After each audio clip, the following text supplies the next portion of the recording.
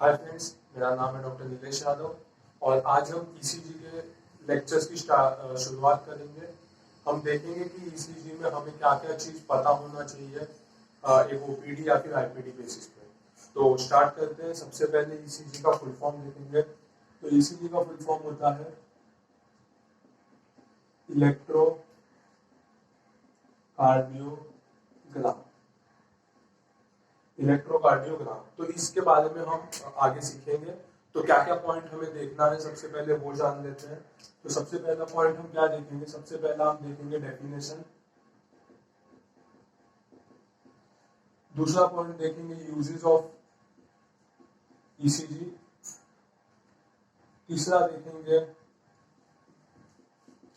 Conducting system of heart. चौथा point पढ़ेंगे action potential of cardiac muscle. और पांचवा पॉइंट देखेंगे कि डिफ्लेक्शंस कैसे आते हैं, पॉजिटिव या फिर नेगेटिव डिफ्लेक्शन ईसीजी में कैसे आते हैं। तो स्टार्ट करते हैं। सबसे पहला पॉइंट हम देखेंगे डेफिनेशन। तो इलेक्ट्रोकार्डियोग्राम, जैसे कि वर्ड से ही पता चलता है, इलेक्ट्रोकार्डियोग्राम तीन चीज से बना है, इलेक्ट्रो, कार्डियो और ग्राम। जिसमें इलेक्ट्रो का मतलब होता है इलेक्ट्रिकल एक्टिविटी,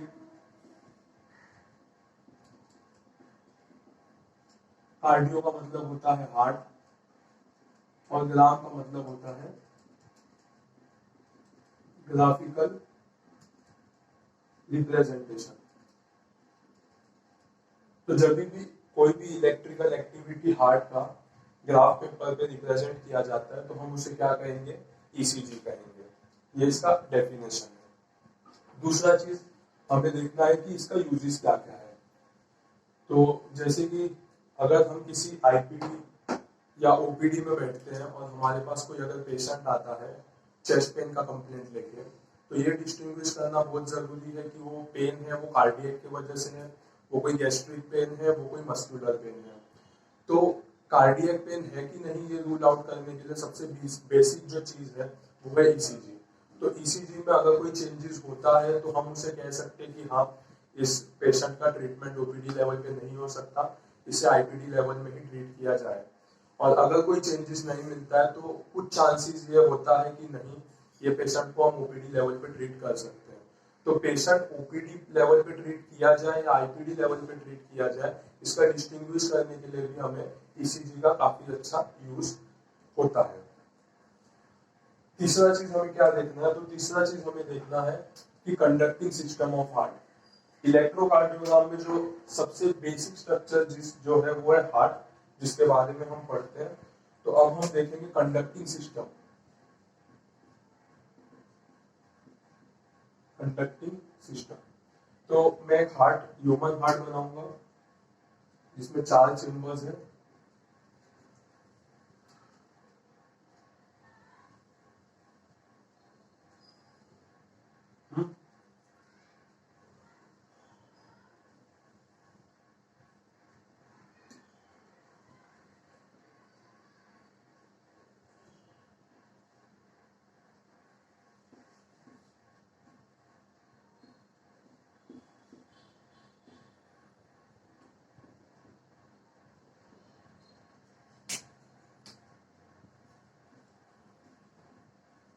फटाफट से नेमिंग कर देते हैं।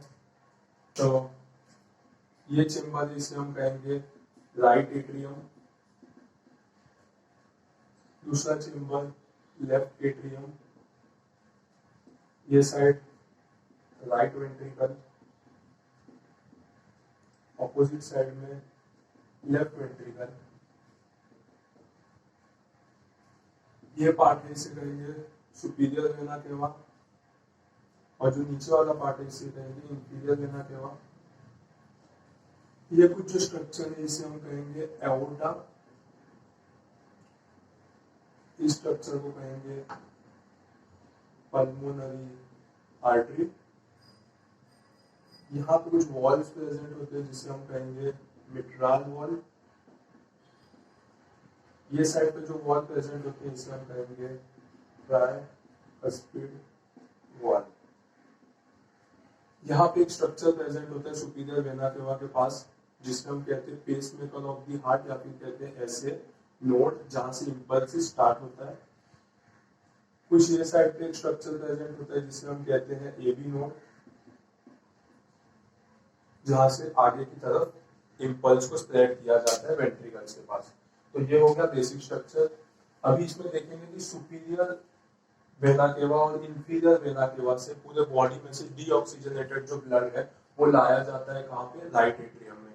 राइट एट्रियम से डीऑक्सीजनेटेड ब्लड है वो ट्राइकस्पिड वॉल्व के थ्रू कहाँ जाता है, राइट वेंट्रिकल में। राइट वेंट्रिकल्स में जाने के बाद यहाँ से पल्मोनरी आर्टरी के थ्रू वो ब्लड कहाँ पे जाता है, तो ये ब्लड जाता है लंग्स में। लंग्स में जाने के बाद ब्लड क्या होता है, डीऑक्सीजनेटेड ब्लड ऑक्सीजनेटेड होता है, और ऑक्सीजनेटेड ब्लड वापस लंग्स से आता है through pulmonary veins. Pulmonary veins के थ्रू वापस आता है, कहाँ पे आता है, तो लेफ्ट एट्रियम में। लेफ्ट एट्रियम से जो ऑक्सीजनेटेड ब्लड है वो माइट्रल वॉल्व के थ्रू कहाँ जाता है, लेफ्ट वेंट्रिकल में, और लेफ्ट वेंट्रिकल से वो ब्लड जो है वो एओर्टा के थ्रू पंप किया जाता है, जिससे कि हमें ऑक्सीजनेटेड ब्लड सारे बॉडी में सप्लाई होता है। अभी ये जो कॉन्ट्रैक्शन और रिलैक्सेशन, जो पंपिंग होता है वो मसल्स के कॉन्ट्रैक्शन और रिलैक्सेशन की वजह से होता है। तो जब एट्रिया कॉन्ट्रैक्ट करता है तो ब्लड वेंट्रिकल्स में जाते हैं, जब वेंट्रिकल कॉन्ट्रैक्ट करता है तो ब्लड जो है वो एओर्टा और पल्मोनरी वेन से पूरे बॉडी में ऑक्सीजनेटेड ब्लड और लंग्स में डीऑक्सीजनेटेड ब्लड जाता है। तो ये कॉन्ट्रैक्शन और रिलैक्सेशन का काम कैसे होता है, तो यहाँ पे एक नोड होता है जिसे हम कहते हैं एसए नोड या फिर पेसमेकर सेल। यहाँ से इंपल्स जनरेट होता है, जनरेट होने की वजह से यहाँ से जो इंपल्स जनरेट होता है वो स्प्रेड किया जाता है पूरे हार्ट में। तो सबसे पहले जो इंपल्स स्टार्ट होता है वो राइट एट्रियम और लेफ्ट एट्रियम में स्प्रेड होता है। स्प्रेड होके वो एबी नोड तक आता है। एबी नोड से इंपल्सिस थोड़ा टाइम रुकने के बाद आगे की तरफ स्प्रेड किया जाता है थ्रू बंडल ब्रांच।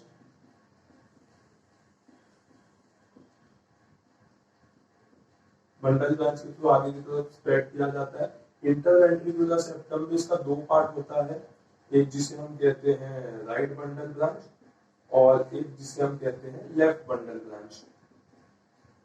ये दोनों आगे जाके और भी छोटे छोटे ब्रांचेस को फॉर्म करते हैं जिसे हम क्या कहते हैं, पर्किंजीज फाइबर।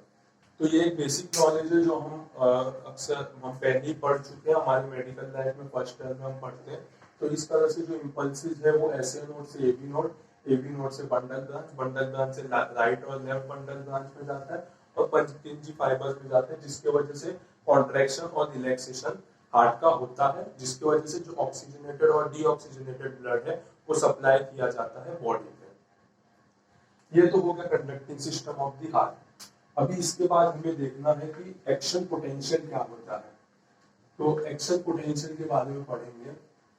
तो जैसे कि इंपल्सिस जो होता है ऐसे नोड में जनरेट हो गया, अभी वो आगे की तरफ कैरी फॉरवर्ड कैसे किया जाता है, उसमें क्या क्या इंपल्सिस, क्या क्या आयंस ट्रांसफॉर्मेशन होते हैं, वो चीज देखेंगे हम। तो देखना है हमें action potential of cardiac muscle. तो जैसे कि हमने पहले भी पढ़ा है, जो एक्शन पोटेंशियल है कार्डियक मसल का वो कैसे रिप्रेजेंट किया जाता है, वो एक ग्राफ से रिप्रेजेंट किया जाता है। कुछ इस तरह का ग्राफ है जिससे रिप्रेजेंट किया जाता है। इसमें टोटल 5 फेजेस होते हैं। ये जो लाइन होता है इसको हम कहते हैं फेज 4, इसे भी हम कहेंगे फेज 4।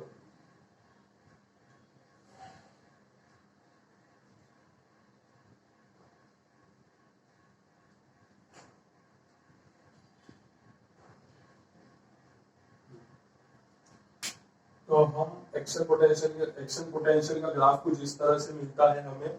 तो इसमें हमें पता चलता है कि जो भी आयंस है वो कैसे स्प्रेड किया जाता है। तो मैं बताऊंगा सबसे पहले कि अगर हम एक कार्डियक मसल लेंगे या फिर एक कार्डियक का सेल लेंगे हम लोग, तो ये सेल में कैसा होता है कि जो अंदर का चार्जेस होता है वो कैसा होता है, नेगेटिव होता है। और जो बाहर का चार्ज होता है वो कैसा होता है, पॉजिटिव चार्ज होता है। इस वजह से जो एक्शन पोटेंशियल हार्ट का है वो कितना होता है, एक्शन पोटेंशियल होता है -90 मिली वोल्ट। और इसमें हमें कहा कह सकते हैं कि जो ट्रांस मेम्ब्रेन पोटेंशियल है वो कैसा है, नेगेटिव है। क्यों, क्योंकि सेल के अंदर क्या होता है, नेगेटिव चार्जेस होते हैं। अभी इसमें जो कॉन्ट्रैक्शन और रिलैक्सेशन होता है वो इस ग्राफ की वजह से डिनोट किया जाता है। जैसे कि यहाँ पे अगर ऐसे नोड है, ऐसे नोड से अगर कोई इम्पल्सिस आगे की तरफ फॉरवर्ड किया जाता है तो कुछ इस तरह का ग्राफ, या फिर हम कह सकते हैं इस तरह का आयंस, कैटायंस, एनायंस जो होते हैं वो ट्रांसफर होता है और इम्पल्स जो है वो आगे की तरफ फॉरवर्ड किया जाता है। तो इसमें क्या क्या ट्रांसफॉर्मेशन होते हैं, कैसा कैसा आयंस का ट्रांसफॉर्मेशन होता है वो देखते हैं। सबसे पहले जो रेस्टिंग फेज होता है, रेस्टिंग फेज में कैसा होता है, रेस्टिंग फेज में जो इसका पोटेंशियल होता है वो होता है -90 मिली वोल्ट। -90 मिली वोल्ट होता है। अगर ऐसे नोड से कोई इम्पल्स स्टार्ट होता है तो उसकी वजह से क्या होता है, कुछ पॉजिटिव आयन जो होते हैं वो सेल्स के अंदर ट्रांसफर किए जाते हैं। पॉजिटिव आयन सेल्स के अंदर ट्रांसफर करने के बाद क्या होता है, तो ये जो एक्शन पोटेंशियल -90 मिली वोल्ट है वो धीरे धीरे पॉजिटिव की तरफ जाता है, -80 मिली वोल्ट, -70 मिली वोल्ट। जब ये -70 मिली वोल्ट पे पहुंचता है तो ये थ्रेशोल्ड पोटेंशियल कहा जाता है, जिसके वजह से क्या होता है, तो यहाँ पे जितने सोडियम चैनल्स होते हैं वो ओपन हो जाते हैं। सोडियम चैनल्स जो होते हैं वो ओपन हो जाते हैं और ओपन होने की वजह से जितने भी बाहर के पॉजिटिवली चार्ज सोडियम होते हैं वो सेल्स के अंदर जाने लगते हैं। सेल्स के अंदर जाने की वजह से क्या होता है, तो ये जो नेगेटिव -70 चार्ज था ये क्या होता है, तो ये पॉजिटिव की तरफ जाने लगता है, जो कि -60, -50, -40 तक जाता है और हमें एक स्ट्रेट लाइन देखने को मिलती है। -40 मिली वोल्ट पे क्या होता है, तो -40 मिली वोल्ट पे कैल्शियम चैनल्स जो होते हैं वो ओपन हो जाते हैं और स्लोली जो बाहर का कैल्शियम प्रेजेंट होता है वो सेल्स के अंदर जाने लगता है। स्लोली कैल्शियम जो है वो सेल्स के अंदर जाने लगते हैं, जिसकी वजह से पॉजिटिविटी चार्ज और बढ़ने लगती है और एक पॉइंट आता है जहां पे एक्शन पोटेंशियल जो होता है वो कितना हो जाता है, 0 मिली वोल्ट। 0 मिली वोल्ट पे आने के बाद क्या होता है कि सोडियम चैनल्स जो होते हैं वो बंद हो जाते हैं, लेकिन कैल्शियम चैनल स्टार्ट रहता है। तो कैल्शियम चैनल्स की वजह से कैल्शियम जो है वो सेल्स के अंदर जाते रहते हैं और ये पॉइंट पे क्या होता है, तो पोटेशियम चैनल्स जो है वो ओपन हो जाते हैं। जो पोटेशियम चैनल्स है वो ओपन हो जाते हैं। पोटेशियम चैनल्स ओपन होने की वजह से क्या होता है, जो सेल के अंदर के पॉजिटिवली चार्ज पोटेशियम है वो सेल्स के बाहर भेजा जाता है। वो सेल्स के बाहर भेजा जाता है। कैल्शियम चार्जेस जो होते हैं वो सेल के अंदर आते हैं और पोटेशियम चार्जेस है वो सेल के बाहर जाते हैं। तो ये एक दूसरे को नलीफाई करता है, यानी कि बैलेंस करता है। तो हमें एक ग्राफ पे एक प्लेटो फेज देखने को मिलता है जो कि यहाँ से यहाँ तक का पॉइंट है। इस पॉइंट पे क्या होता है, तो इस पॉइंट को हम बोलते हैं प्लेटो फेज और ये पॉइंट पे फर्दर आगे का इम्पल्सिस स्प्रेड नहीं होता। जो इम्पल्सिस यहाँ पे है वही होता है, आगे का अगर कोई इम्पल्स आता है तो यहाँ से वो स्प्रेड नहीं हो पाता, इसे हम कहते हैं प्लेटो फेज। प्लेटो फेज होने के बाद कुछ पॉइंट, कुछ टाइम होने के बाद, कुछ इंटरवल्स होने के बाद जो कैल्शियम चैनल्स होते हैं वो बंद हो जाते हैं। कैल्शियम चैनल्स कैसे होते हैं, बंद हो जाते हैं, लेकिन पोटेशियम चैनल स्टार्ट रहते हैं। तो उसकी वजह से क्या होता है, सिर्फ पोटेशियम आयन जो होते हैं वो सेल्स के बाहर भेजा जाता है। पोटेशियम आयन सेल्स के बाहर भेजा जाता है। पोटेशियम आयन सेल्स के बाहर जाने की वजह से क्या होता है, नेगेटिव चार्जेस जो है वो बढ़ने लगते हैं। इसके लिए ग्राफ में हमें एक डिक्लाइन देखने को मिलता है, एक डिक्लाइन देखने को मिलता है, क्योंकि पॉजिटिव से नेगेटिव चार्ज की तरफ जाता है ग्राफ। और उसके बाद फेज आता है स्ट्रेट लाइन का, जहां पे क्या होता है कि जितने भी आयंस का ट्रांसफर हुआ है वो आयंस अपने अपने जगह पे आ जाते हैं।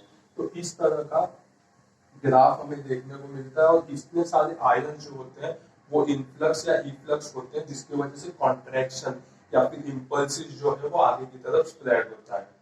अगर ग्राफ में हम देखें तो जहां जिस पॉइंट से नेगेटिव से पॉजिटिव की ओर जो ग्राफ बढ़ता है तो वो फेज को हम कहेंगे डीपोलराइजिंग फेज, यानी कि इस फेज पे क्या होगा, कॉन्ट्रैक्शन होगा।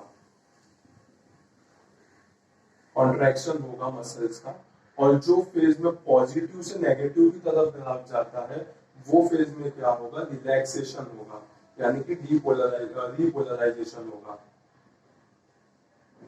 रिलैक्सेशन होगा यानी कि रिपोलराइजेशन होगा। और एक फेज होगा जहां पे कोई भी इम्पल्सिस या फिर एक स्ट्रेट लाइन या प्लेटो फेज देखने को मिलेगा, उसे हम कहेंगे प्लेटो फेज, जिसमें कोई भी ट्रांसफर नहीं होगा, कुछ कॉन्ट्रैक्शन रिलैक्सेशन नहीं होगा, एक स्टेबल फेज रहेगा कुछ टाइम के लिए।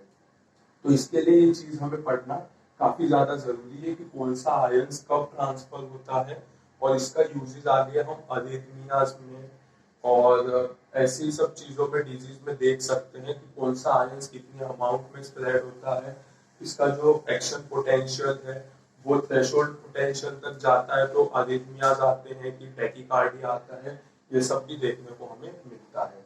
तो ये एक शॉर्ट में हमने एक्शन पोटेंशियल के बारे में पढ़ा है। आखिरी चीज हम क्या पढ़ेंगे, तो आखिरी चीज हम देखेंगे डिफ्लेक्शंस क्या क्या होते हैं और कैसे देखने को मिलते हैं। तो उसके लिए सबसे पहला एक दो वर्ड का मतलब पता होना चाहिए। सबसे पहले डीपोलराइजेशन और दूसरा रिपोलराइजेशन।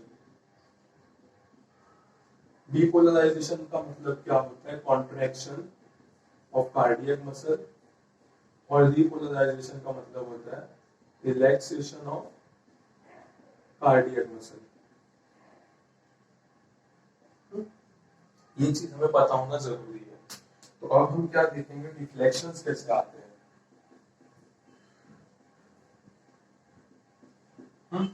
अभी इससे पहले शॉर्ट में बताता हूँ कि ईसीजी हमें देखने को कैसे मिलता है। तो ये एक ईसीजी है,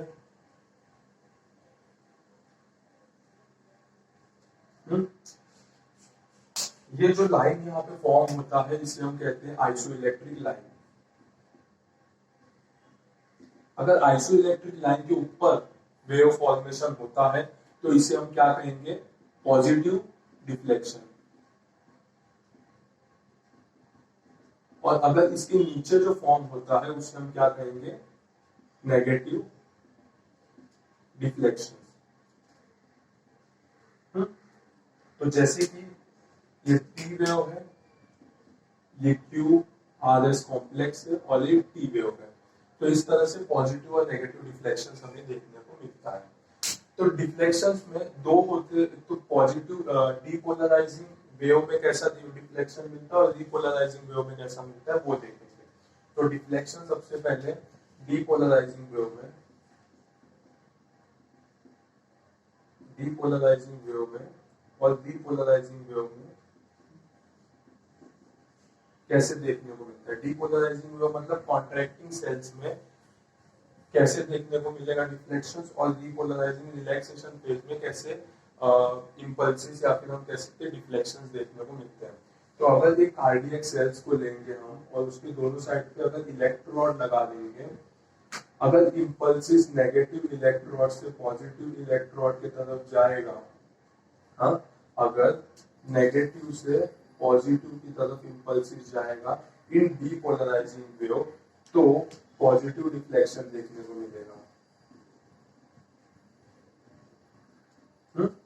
और अगर नेगेटिव से पॉजिटिव की तरफ जाएगा वेव रिपोलराइजिंग करंट में या फिर रिपोलराइजिंग वेव में, तो हमें क्या देखने को मिलेगा, नेगेटिव डिफ्लेक्शंस। और अगर डीपोलराइजिंग वेव में इंपल्सिस पॉजिटिव से नेगेटिव की तरफ जाएगा तो हमें नेगेटिव डिफ्लेक्शंस देखने को मिलेंगे।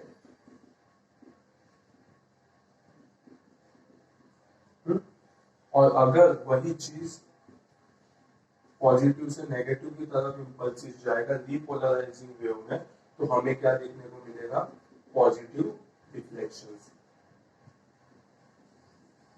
तो ये पॉइंट समझना काफी ज्यादा जरूरी है कि डीपोलराइजिंग वेव में अगर इंपल्सिस जो है वो नेगेटिव से पॉजिटिव की तरफ जाता है तो पॉजिटिव डिफ्लेक्शन देखने मिलेगा, और अगर पॉजिटिव से नेगेटिव की तरफ जाता है तो नेगेटिव डिफ्लेक्शन देखने मिलेगा। लेकिन डीपोलराइजिंग वेव में एकदम उल्टा होता है। डीपोलराइजिंग वेव में अगर नेगेटिव से पॉजिटिव की तरफ इंपल्सिस जाते हैं तो नेगेटिव डिफ्लेक्शंस देखने मिलेंगे, और अगर पॉजिटिव से नेगेटिव की तरफ इंपल्स जाते हैं तो हमें पॉजिटिव डिफ्लेक्शन देखने तो ये कुछ पॉइंट्स है हमें जो बेसिक हमें पता होना चाहिए, तो हम आगे ईसीजी का आगे भी देखते रहेंगे कि और क्या क्या जानना जरूरी है। बंद कर दे।